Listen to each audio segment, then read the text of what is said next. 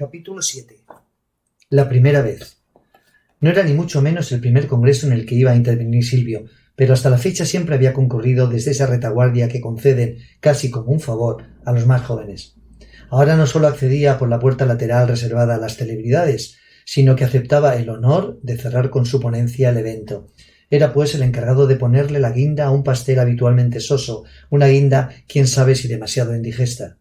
Y para prepararse a conciencia contaba con solo un par de semanas. Lejos de la tranquilidad que se había ganado tras verificar los resultados del Discariens, Silvio se había abocado por el ciclón Helen a simplificar en una exposición oral de apenas 45 minutos el resultado y las conclusiones de un trabajo de investigación de 8 años. Pero ya he dejado constancia aquí de su capacidad de síntesis. Menos para llevar al tinte el ya mencionado traje que él llamaba de la BBC, bodas, bautizos y congresos, consiguió llegar con la máxima garantía a lo que cinematográficamente se podía haber subtitulado Solo ante el peligro. Y situado ya en este momento, mi entregado narrador se columpió en el calendario directamente hasta el Jueves Negro, la fecha clave en la que todo empezó a desmadrarse. Podía parecer que me estaba hablando de hacía un año, cuando en realidad habían pasado solo 4 días. 4 días que le habían cambiado la vida y eventualmente la cara. Para él era la primera vez de muchas cosas, la primera vez que no había tenido que pelear con los billetes de avión ni el papeleo mareante de la universidad de turno o de su propio departamento, la primera vez que viajaba en primera, que a su llegada a Barajas una azafata personal le facilitaba la facturación y lo conducía hasta una sala VIP, la primera vez que nada más aterrizar en el aeropuerto Chopina lo recibía un atento chofer uniformado, que fue directo a él como si le conociera de toda la vida, sin necesidad de rótulo de reclamo. La primera vez que subía en una limusina, mientras recordaba sus otras visitas a Varsovia, una ciudad por lo que solía desplazarse en tranvía. La primera vez que al llegar al hotel alguien se encargó por él de realizar el chequeo en recepción para que no perdiera el tiempo como el resto de los congresistas. La primera vez, en definitiva, que alguien pretendía que se sintiera un ser excepcional. Ese alguien se llamaba Herbert Keller, y en una primera impresión era bastante diferente de lo que había imaginado Silvio si se guiaba por lo que había visto de él en prensa y televisión. Era menos alto, menos gordo e incluso menos viejo, como si en vivo suavizara esa impronta repelente que viste a los oligarcas. Al contrario, parecía un tipo de lo más normal. De hecho, le recordaba tanto a Ferguson, el mítico entrenador del Manchester, como a Alicio, el quiosquero del barrio de su madre. No aparentaba más de 50 años y remataba su oronda frente con una buena mata de pelo pajizo que contrastaba con la claridad de unos ojos pequeños y acerados. Pero lo que más llamaba la atención de su rostro eran esas mejillas abotargadas propias de quien no le hace feos a empinar el codo cuando la ocasión lo merece. Ese fue el Herbert que un jueves 9 de julio a las 10:30 de la mañana lo recibió en su suite 701, una estancia que ocupaba prácticamente todo el ático del lujoso Bristol, con unas vistas a la ciudad inmejorables. Faltaba menos de una hora para que el magnate inaugurara el congreso, lo que no impedía que quisiera antes darle personalmente la bienvenida y transmitirle, como hizo por correo electrónico unas semanas atrás, y ahora hacía en inglés tosco y funcional, su admiración por el artífice del descubrimiento en odontología más importante de los implantes de titanio. Con una franqueza que a Silvio no dejó de extrañarle, mientras se servía su tercer café de la mañana, el número 1 de la industria farmacéutica europea reconocía humildemente que la única habilidad de la que podía alardear era su capacidad olfativa para descubrir, antes que otros, a los auténticos descubridores como Silvio. Lo manifestaba mientras se llevaba la palma de la mano a su mejilla derecha y, sin perder la compostura, mostraba su lado más humano y vulnerable en forma de un llamativo flemón, consecuencia de la maldita caries que le llevaba a rabiar. Dentro de unos años, gracias a usted, no existirán flemones como este. Celebraron juntos el comentario. Aquella hinchazón no tenía muy buena pinta, y sí, tal vez el ancestral sufrimiento pasara a ser parte de la historia. El breve encuentro discurrió en un tono distendido, lejos de la incomodidad que había previsto Silvio. Con todo, llegado el momento, Herbert lo sorprendió adoptando un rictus entre histriónico y ejecutivo. Se limitó a callar, concentrando durante unos segundos su mirada en la de su invitado. Era su manera de marcar el territorio y decirle con un gesto que Silvio no estaba allí para ser agasajado por un pez gordo de las finanzas como él, sino para negociar y definir cuanto antes una parcela de futuro más cercano. Los dos, cada cual a su manera, se habían anticipado a sus competidores. Sobraban, pues, las palabras. El lenguaje gestual le habrían enseñado sus coaches personales. Posee la fuerza expresiva del discurso más justo y preciso. Y para Herbert aquella mirada hablaba por sí misma. Fue como un duelo al sol de guante blanco, breve e intenso, lleno de matices. Silvio, sorprendido, intimidado y halagado por ese orden, mantuvo el tipo como pudo. Intentó evitar el parpadeo y se mostró tal como era, un valiente al que solo lo asustaban sus propios miedos, dispuesto a enfrentarse a retos tan visiblemente descompensados como aquel. Y contraatacó espontáneamente con la más comprometida de sus sonrisas y un fuerte apretón de manos que, en primera instancia, pareció satisfacer a su anfitrión. Llegado el momento de despedirse, éste le hizo entrega del maletín conmemorativo del Congreso y lo emplazó a una nueva entrevista al día siguiente en aquella misma suite, una reunión de trabajo en toda regla, sin prisas, por la tarde, después de su esperada intervención en la jornada de clausura. Silvio sopesó el maletín. En un principio le pareció tan liviano como los que solían regalar en este tipo de convenciones y que supuso contendría la documentación habitual, horarios de las sesiones, publicidad de las empresas patrocinadoras, un mapa de la ciudad, información turística, pero Herbert lo informó de que justo junto a ese material insulso había incluido un dossier particularmente trascendental. Solo eran 4 folios, le previno, pero resumían sencillamente las líneas básicas de la propuesta global que Deathgate Company le ofrecía al Dr. Santos para el desarrollo y explotación comercial de su Discaries, sencillamente. Y añadió como un ruego: espero que tenga unos minutos para echarles un vistazo antes de nuestra reunión de mañana. Y sencillamente también aquel maletín dejó de resultarle tan ligero como el humo y pasó a llevar dentro el pesado mecanismo de una bomba de relojería. Silvio disimuló la repentina sudoración de sus manos y, creyendo encontrar el momento idóneo para retirarse a su habitación, salió de la suite con la excusa de deshacer el equipaje y asearse algo antes de sumarse a los envites del Congreso. Lo único que le pasaba por la cabeza era destripar cuanto antes aquel pesado dossier y desactivar un montón de dudas que solo le aportaban una incómoda taquicardia. También era la primera vez que ocupaba una habitación que era varias habitaciones a la vez. Esperó a estar dentro de ella para, con la solemnidad y el confort que el momento exigía, disfrutar de la lectura de un documento que, si no tenía por qué cambiarle la vida, le podía propinar un buen revolcón. Descorrió las cortinas con el fin de que la mañana lo envolviera con su energía y, sin poder aguantar más, se entumbó sobre la cama, abrió el maletín y fue directo hacia el dossier, un insignificante cuadernillo embutido en una carpeta de acetato transparente. Inspiró un par de veces. Miró el reloj de móvil. El Congreso le regalaba un cuarto de hora antes de asomarse al precipicio. Solo necesitó un minuto para devorarlo. Tampoco había mucho que devorar. La propuesta que contenía aquellos folios no podía ser más sobria ni, a primera vista, decepcionante. Se limitaba a enunciar una serie de ítems que instaban a un acuerdo adecuado, tratamiento en el contrato posterior y recogían las diferentes etapas de desarrollo de cualquier componente similar susceptible de entrar en el mercado. Lo expuesto podía servir igualmente para un innovador hilo dental o para el último grito en Tampax invisible.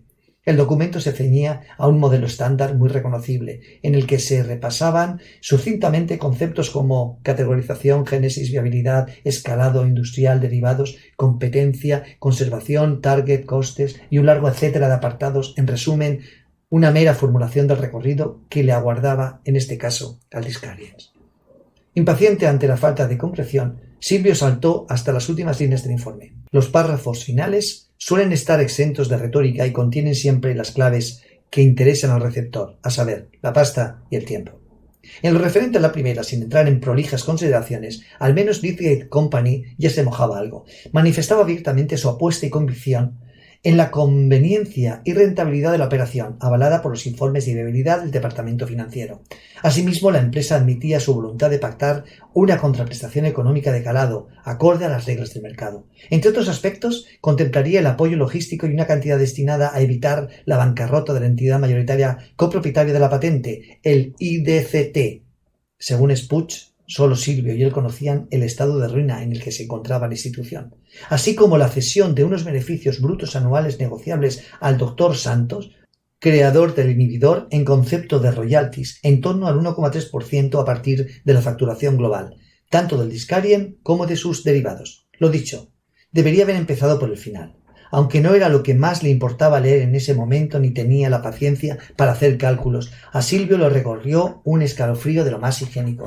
Una milésima parte de las ganancias de un producto de la gama Deathgate garantizaba la felicidad eterna a cualquier bolsillo. Confortado al menos por lo que la propuesta económica contemplaba, recaló en el último epígrafe titulado escuetamente Temporización. Era consciente de que allí palpitaba la clave inequívoca del documento. Y en efecto, una vez más no le falló la intuición. En pocas palabras, allí se revelaba la auténtica naturaleza de la propuesta, una declaración de intenciones planteada con la frialdad y rotundidad que exigían las reglas del mercado.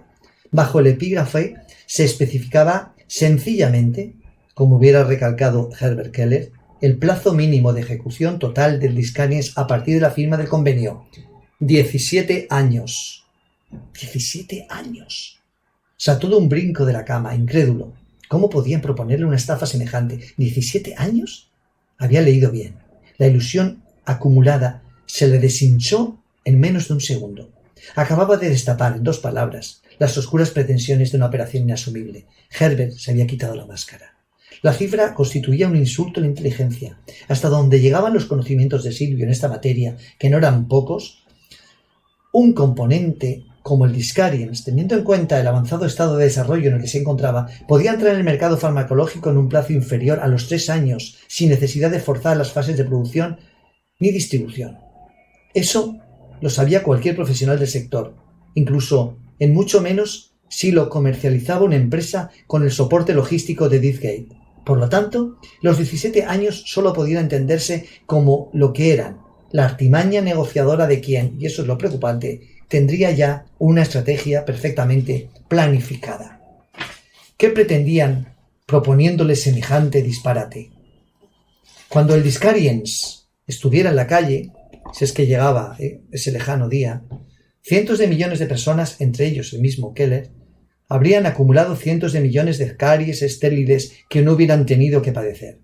Por muy golosa que fuera la contraprestación económica, era evidente que aquella propuesta escondía una trampa. El mal humor le tentó a recuperar las horas perdidas por el madrugor, dar una cabezada y pasar de las farragosas inauguraciones del Congreso. Después lo pensó mejor. No había que perder un solo momento el rastro de quien tenía la desfachatez de jugar con él de esa manera, así que acudió a recoger las credenciales. Frente al mostrador de recepción saludó protocolariamente a viejos incondicionales de este tipo de foros, entre ellos al risueño dentista finés que se resistía con guasa a engrosar las listas del paro por su culpa. Pero, menos mal, también estaba su ángel salvador, Helen, de la que se había olvidado impunemente y con quien había quedado en su habitual punto de encuentro. Allí estaba la única persona capaz de devolverle el coraje en aquel momento crítico. Tras el abrazo y los besos, mientras respetaban su turno, le faltó tiempo para contarle lo sucedido. Necesitaba escupir su irritación y quién mejor que su tutora para desahogarse. Helen se limitó a escucharlo y a limar su rabia acariciándole maternalmente las manos. Pocas veces, le confesó, lo había encontrado tan fuera de sus casillas. 17 años. Keller se cree que solo existe Deathgate, concluyó envalentonado. Hay muchas otras puertas a las que llamar. De eso no estoy tan segura, matizó primero Helen, para seguidamente, como era costumbre en ella, propinarle un giro a la situación. Sé que te resultará difícil, le aconsejó en un tono muy conciliador, pero intenta olvidarte de todo esto cuanto antes, que ya tendremos tiempo de charlar. Preocúpate de dejar mañana embobada a toda esa gente. No se habla de otra cosa en los corrillos que de tu ponencia. Y ahora, aunque no lo creas, te toca disfrutar del Congreso. ¿Cómo se podía disfrutar de un congreso tan casposo como aquel y que además no había podido empezar peor? Se preguntó Silvio. Enseguida encontró el sentido del vaticinio de Helen. Esta, con una leve inclinación del rostro, le anunciaba la llegada de una persona muy especial, alguien que Silvio conocía sin llegar a conocer, Glenda, la colega escocesa que por fin iba a dejar de ser solo un perfil de Facebook. Puedes ahorrarte esa parte, lo interrumpí. Como te dije, Glenda se te adelantó. Sí, y claro, mejor así, aceptó con esa sonrisa que le descubría los hoyuelos junto a la comisura del labio, aunque no me engañaba, necesitaba mi complicidad en aquel lance sentimental. Lo que no te puedo contar, Glenda, es el electroshock que me sacudió al verla por primera vez. Para mí ella había sido hasta entonces una compañera solo virtual. Sus comentarios y observaciones me dejaban siempre alucinado. Y ya sabes lo triste que somos los hombres. Cuando al otro lado del cable tienes un cerebro femenino de tantos quilates, ni se te pasa por la cabeza ponerle un físico. Es que ni te lo planteas. Pues tampoco anda mal de físico la niña, apunté. No es precisamente una modelo, tío. Es más bien pequeñita y anda enfurruñada con la dieta, pero tiene algo que me descuajeringó los esquemas nada más verla. Como un imán. Ahora que no nos oye, un buen coco, un buen culo, un buen par y además simpática. Joder, sobrino, ¿un imán? Esa chica posee más imanes que todo el Islam. Shh, interrumpió Silvio sin poder evitar otra carcajada. Por si acaso no levantes mucho la voz. No he visto en mi vida a nadie que trabaje más y duerma menos. ¿Sabes que anda con Helen detrás de una enzima que podría ser la solución del cáncer de boca? Algo me ha contado, pero no te desvíes de la historia. Me interesa que llegues allá donde Glenda se quedó y no pudo continuar, tras la pillada de Linda. Hay una laguna algo confusa. Rebobinó el relato. Más que un flechazo, el suyo fue un arponazo de serotonina.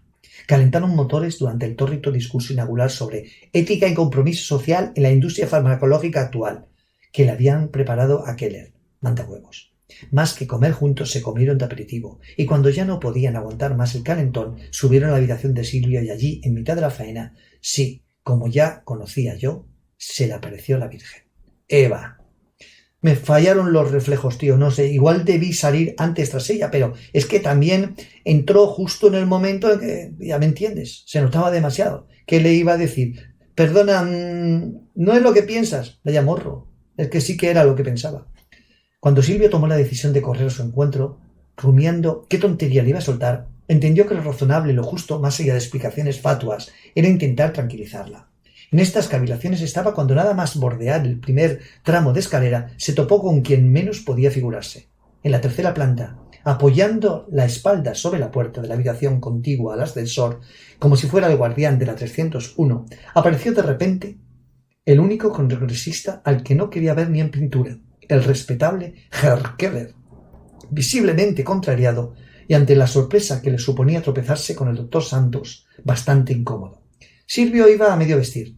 La situación se presentaba igual de embarazosa para ambos. Un buen acertijo difícil de ser resuelto a bote pronto. ¿Qué hacía el gran Herbert allí, como un pasmarote cabreado? ¿A quién perseguía Silvio, con la camisa por fuera y el rostro encendido? Esta vez no había lugar para miradas hipnóticas, y el diálogo que surgió fue un insustancial peloteo de monosílabos y palabras dignas del mejor Ionesco. Herbert, como no, llevó la iniciativa del desconcierto. Transcribo tal cual lo grabó mi sobrino. Oh, Dios, qué sorpresa. Sí, pausa. Vaya, sí, qué sorpresa. Pausa. ¿Nos vemos otra vez? Sí, otra vez, más pausa. ¿Qué tal el congreso por ahora? ¿Bien? Sí, pausa. ¿Y qué joven? ¿Le gustó mi discurso inaugural? Más pausa. Silvio prefirió no responder. Pues muy bien, estupendo. Y más silencio de besugos autistas. En el fondo, Silvio disfrutaba con la solidez de aquel intercambio dialéctico. El puto amo también perdía sus papeles y a veces no tenía ni idea de lo que decir. La escenita que estaba viviendo le hacía sentirse un privilegiado. Estaba siendo testigo de cómo un gigante de las finanzas se veía pillado en mitad de una travesura, presumiblemente de cama, como la suya, hasta que por fin Herbert se animó a arriesgar. ¿Qué, doctor Santos? ¿Le ha dado tiempo a pegar un vistazo al dossier?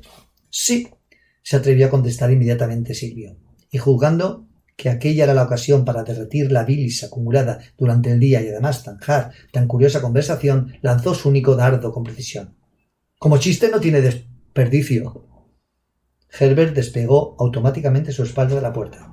El comentario de Silvio se le había clavado en mitad del culo. Arqueó las cejas. Luego, aceptando el duelo que se le había planteado, se palpó el flemón sonrosado que parecía seguir dándole la lata, volvió a reclinarse en su espera como pidiéndole permiso para hacer con su vida lo que le apeteciera y sugiriendo que daba por concluida una charla de tanto nivel intelectual, recogió el guante. Pues mañana nos reuniremos y nos reiremos juntos. Silvio abrió los brazos dando a entender que por supuesto se volverían a ver las caras, y puesto que una situación tan absurda no podía demorarse más y hasta se había olvidado de su perseguida, reemprendió la carrera escaleras abajo por si todavía no era demasiado tarde para alcanzar a Eva. Lo era. Lo último que vio de ella fue una nuca rizada perdiéndose más allá del culo de un taxi rumbo al casco viejo de la ciudad. Regresó a la habitación. Glenda ya no estaba. se había cansado de esperarlo, simplemente había considerado lo más prudente retirarse a su cuarto. Como ves, tío, era el jueves de las sorpresas. Iba de oca en oca, cada cual más asombrosa. Me tocaba pasar a la siguiente.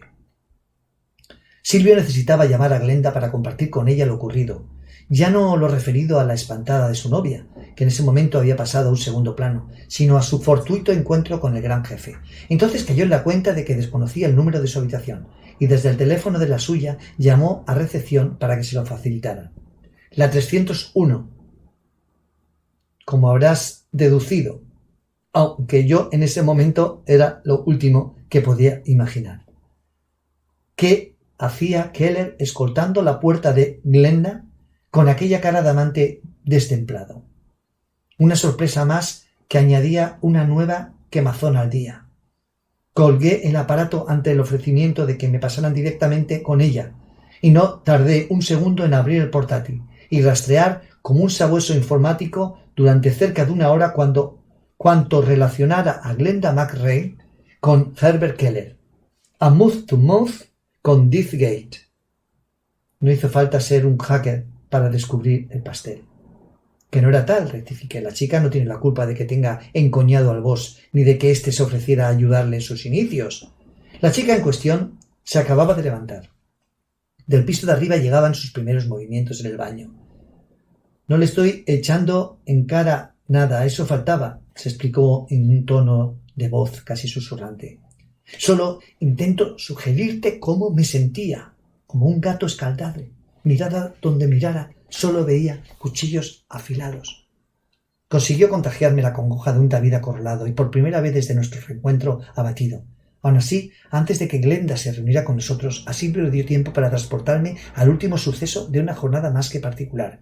Vi en sus ojos la abrupta aparición de aquel coche criminal en mitad de la noche, sus reflejos salvadores, el acelerón de unos neumáticos envalentonados, el miedo como nunca antes había sentido. Era suficiente por ahora, le dije, sobre todo porque ya eran las 9 de la mañana. Apetecía desayunar por segunda vez, acompañando a una preciosa Glenda, a la que el sueño le había sentado maravillosamente bien, y porque de pronto la vibración del móvil que Silvio seguía sosteniendo entre sus manos indicaba que alguien tenía la intención de escribir un punto y aparte en la crónica. Silvio me pasó el aparato.